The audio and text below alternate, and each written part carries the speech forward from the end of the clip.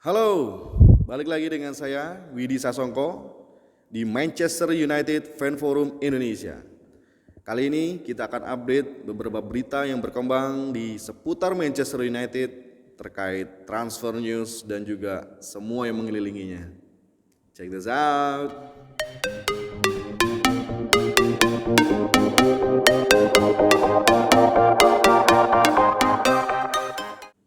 Ya, baik. Apa kabar semuanya? Saya harap teman-teman semua sehat dan para subscriber saya juga sehat semua dan tetap mendukung channel saya supaya jadi channel yang luar biasa berkembangnya ya. Oke. Terkait update transfer news, ini Casemiro dari Real Madrid, central defensive midfielder asal Brazil, usianya 30 di Februari 31 ya, akan datang ke Manchester United karena pihak klub sudah setuju dengan transfer fee-nya sebesar 60 juta pounds 60 juta pounds plus 10 juta add-on ya. Kemudian gajinya tidak didouble ya, jumlahnya nggak double dari gaji yang dia dapat di Real Madrid, tetapi melebihi dari gaji yang diberikan oleh Real Madrid. Nah, ya, bicara tentang Casemiro, tentu saja Manchester United tidak memiliki satupun central defensive midfielder sejak kepergian Nemanja Matic, oke, dan juga Pogba. Siapa yang akan bermain di situ? Kita hanya memiliki nggak ada ya yang bisa difungsikan seperti yang diperankan oleh Nemanja Matic maupun Paul Pogba. Nah, Casemiro ini diharapkan menjadi solusi instan bagi Manchester United, di mana mereka membutuhkan pemain top berkualitas untuk menjaga dan mengatur ritme dari pertahanan Manchester United. Tapi seperti tidak ada planning yang jelas dari Manchester United. Berkali-kali saya bilang, tidak ada transfer plan yang jelas dari Manchester United. Yang pertama, kita incar Frenkie de Jong. Frenkie de Jong kemungkinan besar batal karena dia nggak ingin pindah dari situ. Dan kenapa kita harus menunggu selama ini dari Mei hingga Agustus hingga transfer window akan tutup? Harusnya kita juga nggak bisa hanya rekrut Frenkie de Jong sebagai central defensive midfielder. Kita butuh opsi-opsi lain, ya. Karena kita tahu pertandingan di Premier League dengan jadwal-jadwalnya yang padat itu membutuhkan sedikitnya 1 atau 2 backup, ya. Dan backup yang saya bilang, ya memang dia usianya masih umur 20 tahun ya, yaitu James Garner. Tapi rencananya juga mau dijual dengan harga 14 juta pounds. Dan klub yang tertarik seperti Leeds, Southampton, dan Tottenham Hotspur itu kemungkinan akan masuk untuk membeli si pemain James Garner ini. Nah, ketika rencana-rencana yang gak jelas itu diterapkan, maka ya fans ya kita gak bodoh ya. Kita tahu pentingnya kedalaman skuad, dan ketika Frenkie de Jong nggak didapatkan dan James Garner akan dilepas, wah, situasi defense semakin memanas, semakin gemes sama keluarga Glazer. What the hell are you planning up for this club, man? You cannot just take our money, fans money, ya. Kita udah beli kaos, kita udah langganan di aplikasi, terus apa in return? Apakah seperti ini transfer plan yang dimaksud? Tidak ada backup plan. Oke. Semua buruan dari Erik ten Hag yang diinginkan, mulai dari Jurriën Timber, Antony, Frenkie de Jong, tiga-tiganya ini gak ada yang masuk. Gak ada yang masuk. Dan MU terkesan tidak punya backup plan karena mungkin mengira ya Erik ten Hag punya hubungan masa lalu yang sukses dengan pemain-pemain itu ketika dia masih menjabat di Ajax. Tapi semua berubah. Dan menggema sekali bahwa keinginan dari fans untuk Glazer pergi dari Manchester United. Karena nggak serius dengan klub ini dan hanya cari uang. Oke? Tidak ada passion untuk membangun Manchester United untuk bisa merajai kembali, at least berkompetisi dengan baik melawan City, Liverpool, Arsenal, Spurs, ya, you name it lah. Nah, dengan kedatangan Casemiro, berarti kita tidak perlu mengandalkan McFred, ya. Kalau bisa jual deh salah satu antara McTominay atau Fred. Karena mereka juga perannya bukan central defensive midfielder. Mereka hanya central midfielder. Kreatif pun enggak. Attacking mindset slow. Shooting mungkin McTominay bisa shooting dan heading, tapi itu pun jarang dia lakukan ya.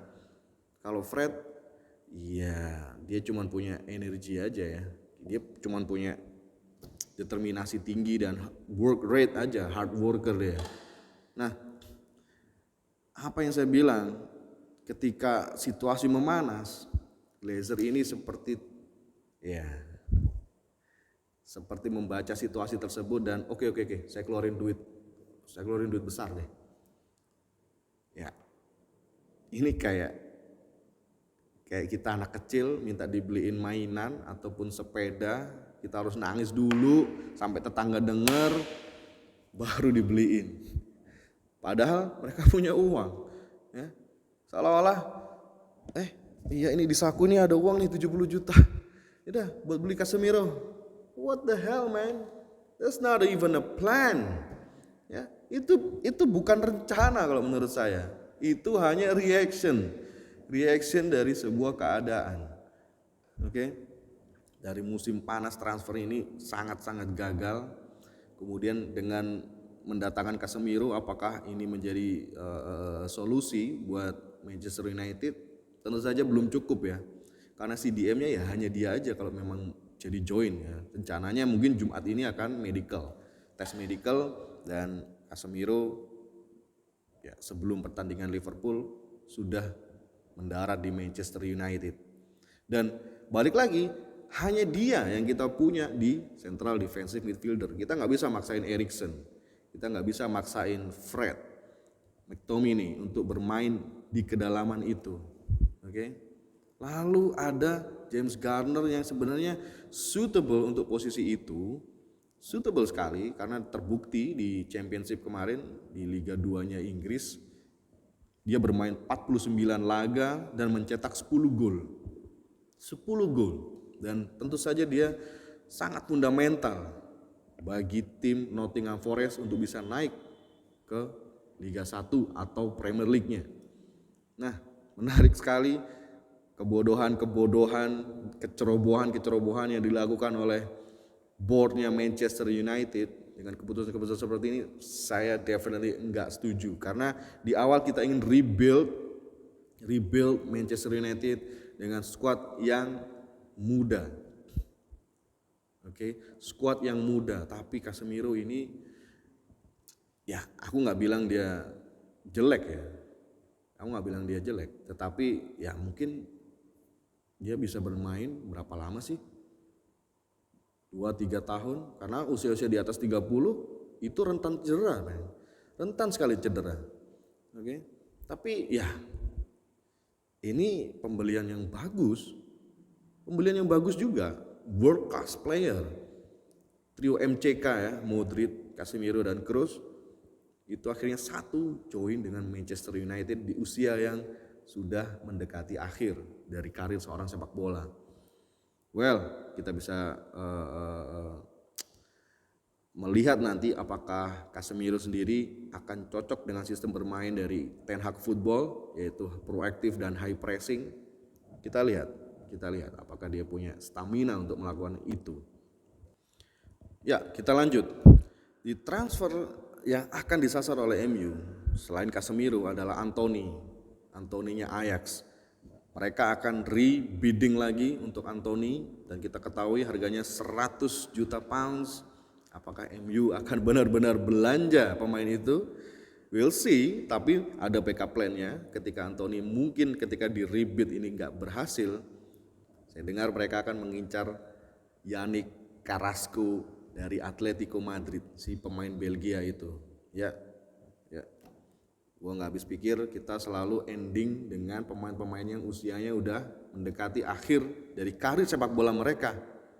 Ya, Di mana filosofinya ketika kita ingin rebuild dengan squad yang lebih muda untuk jangka panjang? Sepertinya klub ini berubah menjadi klub yang instan seperti klub-klub lain ya. Seperti Inter, Real Madrid, Juventus. Mereka mengincar pemain-pemain matang, ya udah pokoknya aku mau trofi gitu ya.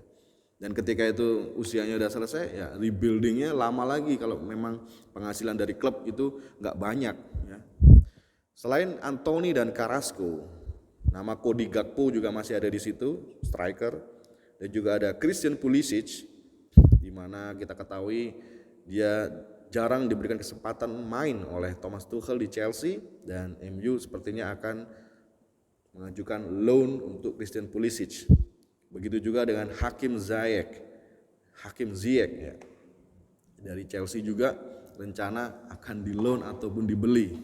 Ya, transfer backup plan seperti ini kenapa baru muncul di hari-hari terakhir menjelang tutupnya bursa transfer di musim panas ini. Ini sangat menunjukkan bahwa John Murtough dan Richard Arnold nggak punya planning apapun ketika transfer target nomor 1 mereka tidak bisa datang. Oke. Di sisi kanan pun MU masih perlu menambah squad. Kita tidak bisa mengandalkan Diogo Dalot karena dia pasti juga akan kecapean ya untuk nyerang terus, dan kita ketahui Aaron Wan-Bissaka AWB ini bagus dalam bertahan tapi nggak ada kontribusinya ketika menyerang. Oke. Dan kabarnya Crystal Palace akan mengajukan tawaran untuk AWB sekitar 20 juta pounds, di mana beberapa tahun yang lalu mereka menjual AWB ke MU sekitar 50 juta pounds. Well, daripada nggak ada yang mau beli, udah jual aja AWB. Kita raise money lagi dan invest lagi, ya. Dan harusnya Ethan Laird, youth dari Manchester United itu tidak usah dilepas secara loan, karena dia penampilannya cukup bagus dalam menyerang. Memang masih muda, sedikit ceroboh, tapi kita ketahui di situ ada Victor Lindelof dan Rafael Varane yang bisa backup dia. Nah, di kiri ada Maguire, Lisandro Martinez untuk membackup Shaw dan juga Malaysia ketika naik ke atas untuk penyerang. Ya, menarik sekali beberapa manuver yang dilakukan oleh Manchester United. Ini seperti menunjukkan ya, Glazers. Ini ngelola klub apa ngelola seperti orang pacaran ya?